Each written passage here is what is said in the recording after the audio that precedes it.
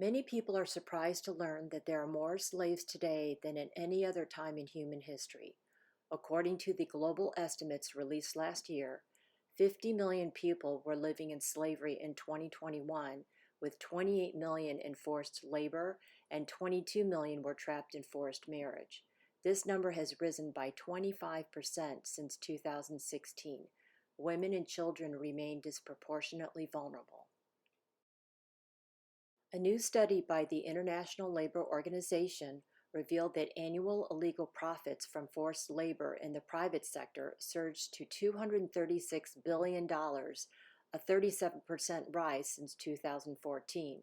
According to their first ever report on child labor, since 2016, the number of children in child labor has risen to 160 million worldwide, 63 million girls and 97 million boys, an increase of 8.4 million children, accounting for almost 1 in 10 children worldwide.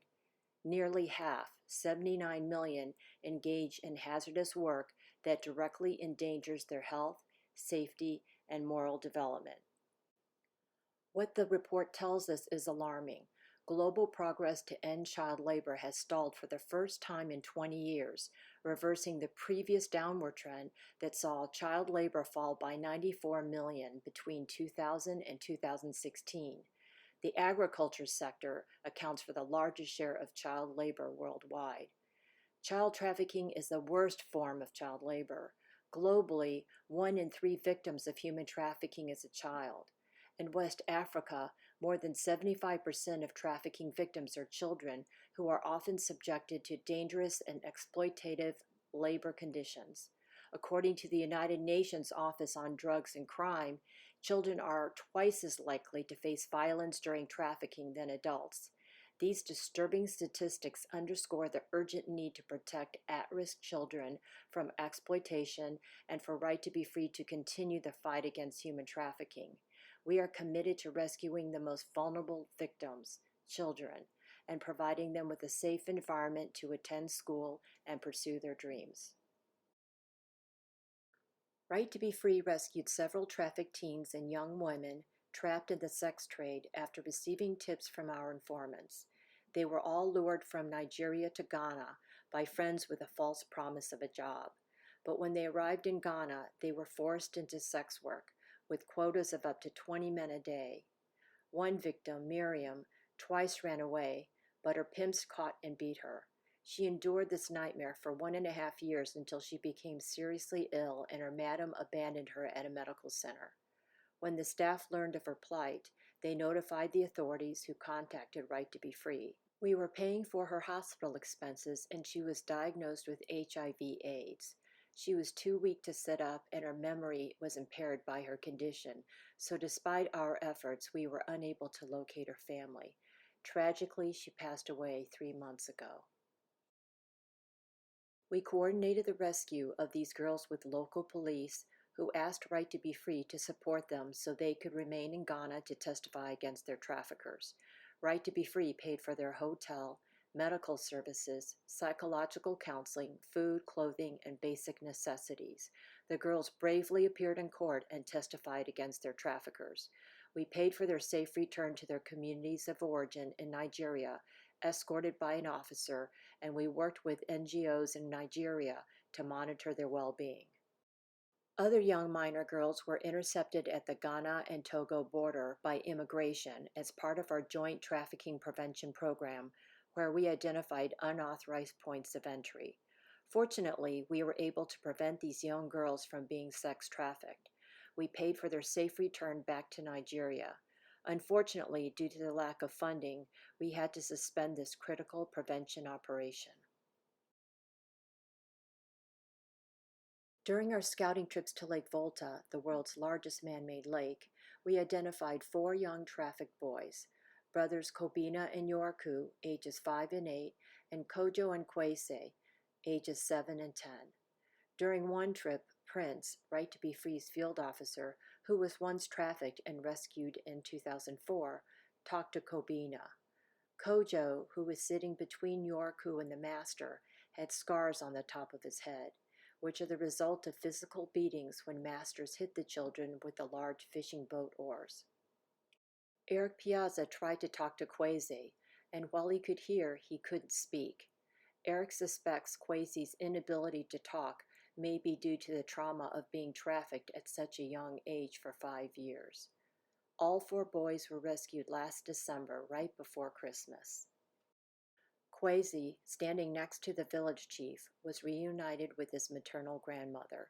Kojo was reunited with his mother and holds the clothes, shoes, and backpack we purchased for him. Right to be Free field officers Prince and Ruth on the far right reunited Kobina and Yorku with their mother Anna. Cyber fraud is considered human trafficking's newest form of exploitation, and Africa is among the fastest growing regions in terms of cybercrime activities.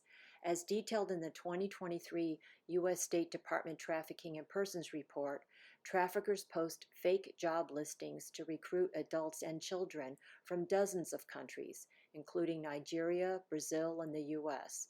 Traffickers exploit thousands of adults and children in an explosive trend that has grown into a multi-billion-dollar industry over the last few years, forcing these victims to criminally commit cyber scam operations. 2 years ago, we received a tip from a woman, Julie, in London about a young man, Carl, who was trafficked from Nigeria to Ghana under the false pretense of a job. When he arrived in Ghana, Carl was taken to a house surrounded by a wall and razor wire. He was trapped in a small room with 20 others and a guard, and was trained to scam people over the internet using a cell phone. He attempted to escape and was caught and whipped by his traffickers, who threatened to harm him and his family if he attempted to run away again. Right to be Free, together with the Ghana Police and the Anti-Human Trafficking Unit of the Organized Crime Agency, conducted a midnight raid on the house. 28 individuals were taken into custody. 21 were victims, ranging in age from 16 to 23, and 7 were suspected traffickers. This was their biggest bust ever to date. The rescued victims met with officials at the Ghana Organized Crime Agency. Many had scars and bruises indicating the brutality they endured during their captivity. Right to be Free supported the 21 victims for a month during the legal proceedings and funded their transportation back to Nigeria. Eric spoke to the victims on the bus before they departed and said a prayer for them.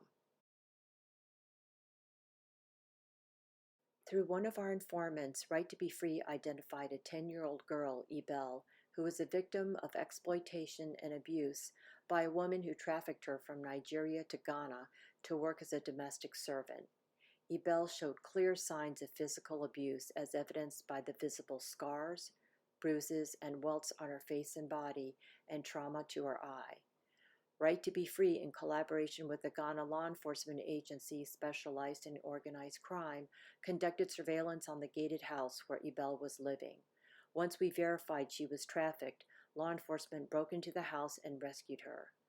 Joy, who trafficked Ebel under the false pretense of enrolling her in school, something Ebel's parents could not afford, was a friend of the family, so Ebel called her Auntie Joy.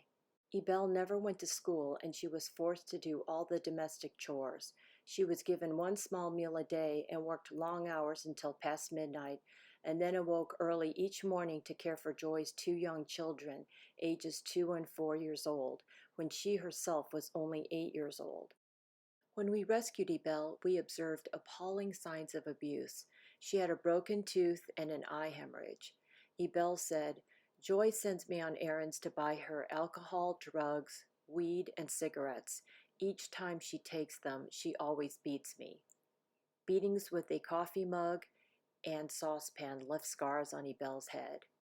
Right to be Free supported Ebel in a special shelter for female trauma victims, where she attended a Catholic school nearby. The shelter staff reported she was having nightmares every night. Joy's drug-addled condition prevented her from helping us locate Ebel's village. We funded and dispatched 2 teams of Nigerian NGOs to help us track down her family. After several months of exhaustive research with the assistance of the Nigerian embassy in Ghana, and Nigerians living in Ghana, we finally located Ebel's parents. Due to the risk of kidnapping to foreigners and the far distance to be traveled, it was not safe or feasible to travel by road with young Ebel. Therefore, Eric Piazza and a police officer flew with Ebel to Abuja, the capital of Nigeria. During this 2-day trip, Eric met with local NGOs and arranged for one to monitor Ebel for us.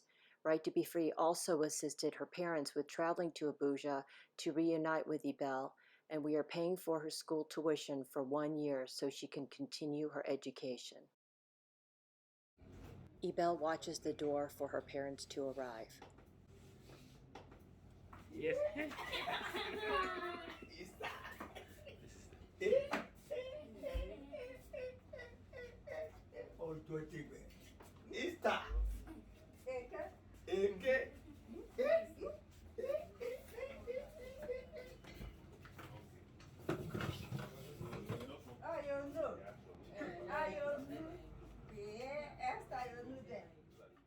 Ebel's father, who is Catholic, gets down on his knees and gives thanks to God.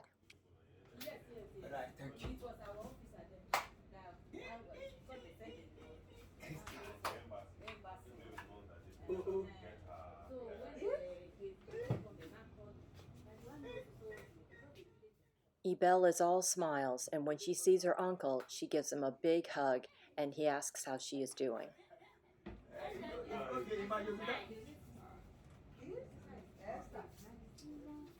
Her mother says, "I hope you are fine, but as for Joy, we will see what will happen when we meet her again."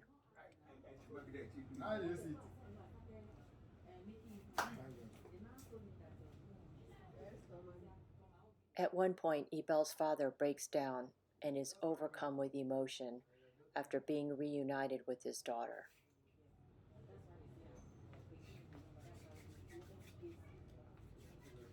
This one is okay.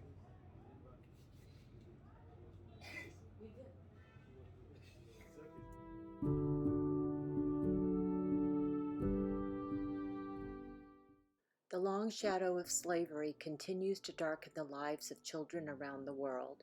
Trafficked children, if they survive to adulthood, often become traffickers themselves because they are illiterate and fishing, farming, etc. are all that they know.